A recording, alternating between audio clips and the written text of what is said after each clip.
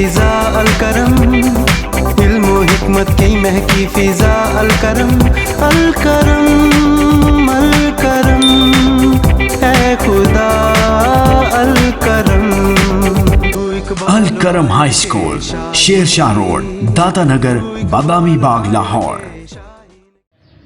بسم اللہ الرحمن الرحیم۔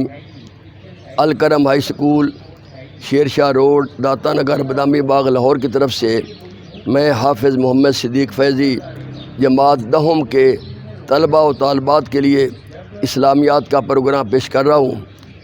عزیز طلباء و طالبات، آج کے اس پروگرام میں اسلامیات کا سورہ احزاب کا چھٹا رکوع اور آیات 41 سے لے کر 52 تک ان کا میں ترجمہ اور مختصر تشریح پیش کروں گا۔ بسم اللہ الرحمن الرحیم۔ یا ایھا الذین آمنوا اذکروا اللہ ذکرا کثیرا وسبحوہ بکرۃ واصیلا۔ اے اہل ایمان، خدا کا بہت ذکر کیا کرو اور صبح و شام اس کی پاکی بیان کرتے رہو۔ اس آیت کریمہ میں پروردگار العالمین نے یہ حکم دیا ہے تمام اہل ایمان کو کہ وہ ہر وقت اٹھتے بیٹھتے اللہ تعالیٰ کا ذکر کرتے رہا کرے، اور خاص کر صبح و شام، سوتے وقت بھی، سونے سے پہلے اور صبح اٹھیں اس کے بعد اللہ کا ذکر کریں، صبح و شام بھی اللہ کا ذکر کریں اور اٹھتے بیٹھتے ذکر کرتے رہا کریں۔ هو الذی یصلی علیکم وملائکتہ لیخرجکم من الظلمات الی النور وکان بالمؤمنین رحیما۔ فرمایا وہی تو ہے جو تم پر رحمت بھیجتا ہے اور اس کے فرشتے بھی، تاکہ تم کو اندھیروں سے نکال کر روشنی کی طرف لے جائے، اور خدا مومنوں پر مہربان ہے۔ اس میں بھی پروردگار رب العالمین نے فرمایا کہ اللہ بھی تم پر اپنی رحمت بھیجتا ہے اور اس کے فرشتے بھی تمہارے شامل حال ہیں کہ وہ تمہیں اندھیروں سے، طریقوں سے نکال کر روشنی کی طرف لے جاتے ہیں۔ اور یاد رکھو اللہ تمام مومنوں پر بڑا ہی مہربان ہے۔ تحیتہم یوم یلقونہ سلام وأعد لهم اجرا کریما۔ جس روز وہ اس سے ملیں گے ان کا تحفہ خدا کی طرف سے سلام ہوگا، اور اس نے ان کے لیے بڑا اجر و ثواب تیار کر رکھا ہے۔ اس سے مراد یہ ہے کہ قیامت کے دن جب مسلمان آپس میں ایک دوسرے سے ملیں گے تو وہ آپس میں ایک دوسرے کو سلام کریں گے، یا فرشتے ان کو سلام کریں گے، یا جب مومن آدمی فوت ہوتا ہے تو فرشتے ان کو آ کر سلام کرتے ہیں اور اللہ کی طرف لے جاتے ہیں۔ یا ایھا النبی انا ارسلناک شاہدا ومبشرا ونذیرا وداعیا الی اللہ باذنہ وسراجا منیرا۔ فرمایا اے پیغمبر، ہم نے تم کو گواہی دینے والا، شاہدن ومبشرا اور خوشخبری سنانے والا، ونذیرا اور ڈرانے والا یعنی آگاہ کرنے والا اور ڈرانے والا بنا کر بھیجا ہے، وداعیا الی اللہ باذنہ وسراجا منیرا، اور خدا کی طرف اس کے حکم سے بلانے والا اور چراغ روشن۔ یہاں سراج منیرہ سے مراد چراغ روشن صرف نہیں، بلکہ آپ آفتاب عالم تاب ہیں، آپ سورج ہیں جو ساری کائنات کو روشن کرتا ہے۔ جس طرح سورج ساری کائنات کو روشن کرتا ہے، اسی طرح آپ بھی ساری کائنات کو جہالت کے، شرک کے اندھیروں سے نکال کر روشنی کی طرف لاتے ہیں۔ تو آپ صرف چراغ نہیں بلکہ وہ سورج ہیں، وہ آفتاب ہیں جو نہ کبھی بادل کے نیچے کبھی آیا، نہ کبھی اس کو گرہن لگا، وہ ہمیشہ ہمیشہ چمکتا ہے اور چمکتا رہے گا۔ ایسے ہی یہ سرکار دو عالم صلی اللہ علیہ وسلم کی خاص صفت ہے کہ اللہ نے فرمایا کہ آپ آفتاب اور شمس ہیں۔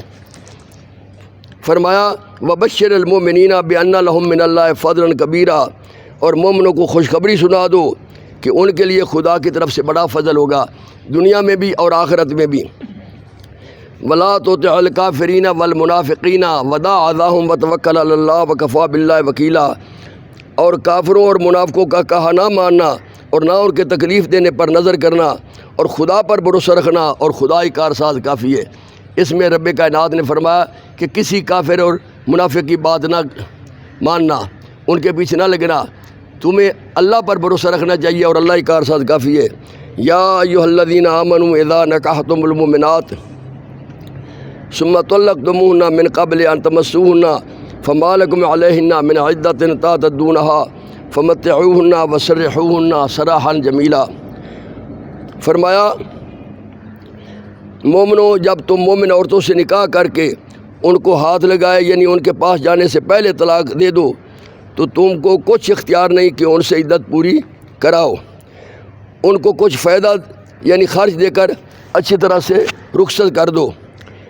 آگے فرمایا یا ایھا النبی انا احللنا لک ازواجک اللاتی آتیت اجورہن وما ملکت یمینک مما افاء اللہ علیک وبنات عمک وبنات عماتک وبنات خالک وبنات خالاتک اللاتی ہاجرن معک وامرأة مؤمنة ان وهبت نفسها للنبی ان اراد النبی ان یستنکحها خالصۃ لک من دون المؤمنین قد علمنا ما فرضنا علیہم فی ازواجہم وما ملکت ایمانہم لکی لا یکون علیک حرج وکان اللہ غفورا رحیما۔ اس کے پورے کا ترجمہ یہ ہے، اے پیغمبر، ہم نے تمہارے لیے تمہاری بیویاں جن کو تم نے ان کے مہر دے دیے ہیں حلال کر دی ہیں، اور تمہاری لونڈیاں جو خدا نے تم کو کفار سے بطور مال غنیمت دلوائی ہیں، اور تمہارے چچا کی بیٹیاں اور تمہاری پھوپھیوں کی بیٹیاں اور تمہارے ماموں کی بیٹیاں اور تمہاری خالاؤں کی بیٹیاں جو تمہارے ساتھ وطن چھوڑ کر آئی ہیں، سب حلال ہیں جو تمہارے ساتھ وطن چھوڑ کر آئی۔ اور کوئی مومن عورت اگر اپنے آپ کو پیغمبر کو بخش دے یعنی مہر لیے بغیر نکاح میں آنا چاہے، بشرطے کہ پیغمبر بھی ان سے نکاح کرنا چاہیں، تو اے محمد یہ اجازت خاص تم ہی کو ہے، سب مسلمانوں کو نہیں۔ ہم نے ان کی بیویوں اور لونڈیوں کے بارے میں جو مہر واجب الادا مقرر کر دیا ہے کہ تم پر کسی طرح کی تنگی نہ رہے، اور خدا بخشنے والا مہربان ہے۔ ترجی من تشاء منہن وتوی الیک من تشاء ومن ابتغیت ممن عدلت فلا جناح علیک ذلک ادنی ان تقر اعینہن ولا یحزن ویرضین بما آتیتہن کلہن واللہ یعلم ما فی قلوبکم وکان اللہ غفورا رحیما۔ یہاں بھی رب کائنات آپ کی خصوصیت بیان فرما رہے ہیں، فرمایا کہ اے حبیب، اور تم کو یہ بھی اختیار ہے کہ جس بیوی کو چاہو علیحدہ رکھو اور جسے چاہو اپنے پاس رکھو، اور جس کو تم نے علیحدہ کر دیا اگر اس کو پھر اپنے پاس طلب کر لو تو تم پر کچھ گناہ نہیں۔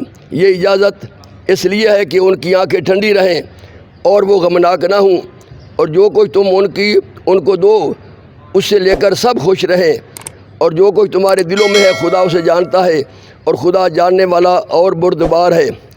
لا یحل لک النساء من بعد ولا ان تبدل بہن من ازواج ولو اعجبک حسنہن الا ما ملکت یمینک وکان اللہ علی کل شیء رقیبا۔ یہ آخری آیت ہے۔